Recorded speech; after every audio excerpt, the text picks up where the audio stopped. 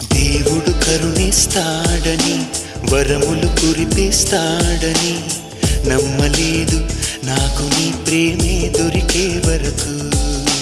స్వర్గం ఒకటుంటుందని అంతా అంటుంటే విని నమ్మలేదు నేను నీ నీడకు చేరే వరకు.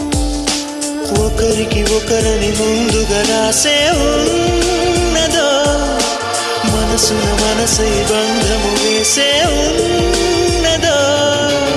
ఏమో ఏమైనా నీతో ఈ పైన కడదాక సాగనా.